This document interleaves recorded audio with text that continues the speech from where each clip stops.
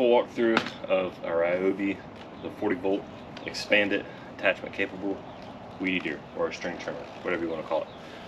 First off, here is the full height of it. It's 5.5 feet at least. I'm 6'1". Going over the good things about it first. The very best thing I think on these battery weed eaters, the ones that have 2 strings right here. Some of them just have one, a lot less power, a lot less effective that way. But this one's got 2, makes it easy to get through some of the thick stuff. One of the other easy things about it is reloading it. I've got a separate video on that, but it's really easy. This is one of the ones you don't even have to take the head off of it. If you're out of string, all you gotta do is line this arrow up with these arrows and then feed the string through, and then you spin it by hand or with this little crank tool that comes with it to re-spool it. You can still take this off if you need to switch out broken string or put new string in here. But again, I got a video on that I can show you. Next thing is the trigger right here. You can see it's locked until you have the safety kind of engaged. And it's a variable speed, which means it's not just on and off. You know, the more you push down, the faster it goes. And that's pretty nice because you don't really need full power all the time. The grip right here is good, all rubber, it's nice. The battery back here does get a little bit heavy, but it is easy to see the level. Push that button right there and it shows you how much battery is left. This battery in particular, the 4 amp, 40V, lasts a long time. It's great. And then the obvious one of the selling points on here is that it's the Expandit capable, which means that you just twist this right here, and then you can separate this head, pushing that button. There you go, it separates. Now this is the actual attachment, the weed eater head right here. You can put an edger, hedge trimmers, powered brooms, gutter cleaners, pole saw, all kind of different stuff can go on the end of this thing.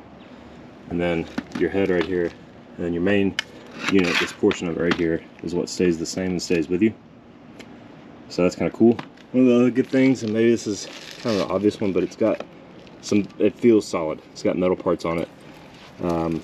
Especially with weed eaters that get them built today, all the electric ones, some of them can kind of feel cheap. Really lightweight, but this one feels solid. You got all this metal up here. I don't have any doubt that this is going to break or fall apart on me if I drop it or anything. And then all of this right here, it's all metal, feels solid. Bandit is still not a fan of this one, but that's okay. Now for some of the bad stuff or the not as great stuff. The first thing is the head up here. Not very much guard. Right now it's set up to be a 15-inch cut. I think this guard should be moved where it's all the way up here. It covers all this right here. I get slapped in the face with a lot of stuff using this thing. Definitely wear glasses for some eye protection when you're using this thing. Another thing you'll notice is there's no kind of guard on the front right here, which is, again, it's kind of picky. A lot of weed eaters, some of the older ones have like a guard right here, a metal guard that goes out and you can flip it back if you don't want it. This one doesn't have the option to put that on there. It's kind of nice to use if you're going right up against a fence, or just to know, you know, how far out your string's going to be hitting. If you're getting close to sensitive plants or trees or something like that, but none on this one. Another thing that may be a little bit picky is this thing is not adjustable for the entire length. So you're stuck with this 5.5 foot length right here. If you're really short, you can't adjust it at all. You can adjust the handle, you know, the whole point right here.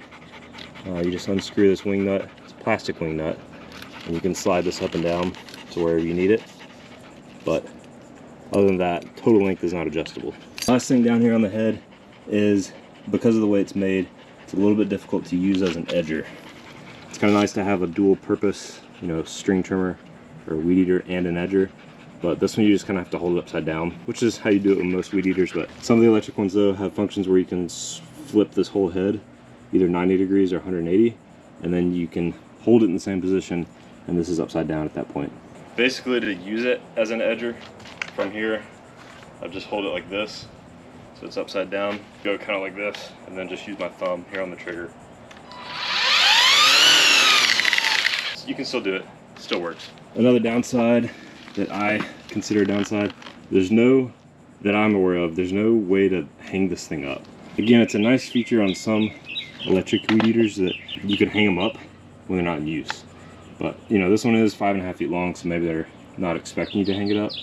I do that with my Craftsman one. It's got a hook built in right here, so I can just click it right on the wall. No hook on this one to be able to do that.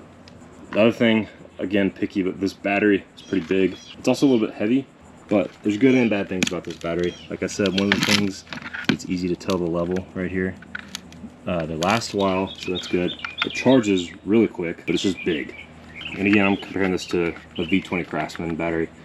It's big and it's heavy. It adds a good bit of weight to this thing, which is already a little bit heavy, but minor detail, still fine to use. I will say though, about the battery, this is not interchangeable with a lot of their smaller power tools. So if you buy a Ryobi drill, for instance, you're not going to be using this size of a battery on it. This is really for their bigger outdoor stuff, bigger power tools and stuff like that. So if you're going to go all Ryobi, you're going to have 2 different types of batteries, which may be good because that means that, you know, you have to have different types of batteries anyway if you're getting this equipment. So that lets you use a different brand if you want to, not interchangeable with all their equipment. Let's see it in use.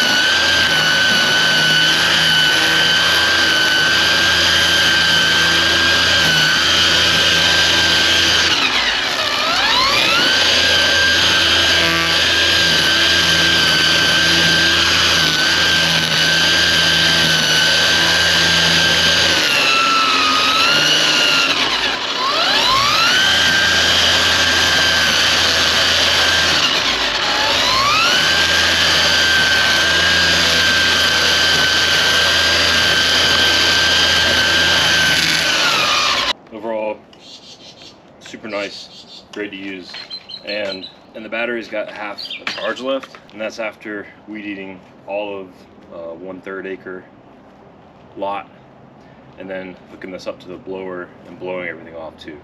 So still half a charge, pretty good battery. The price is a bit up there, but you get what you pay for.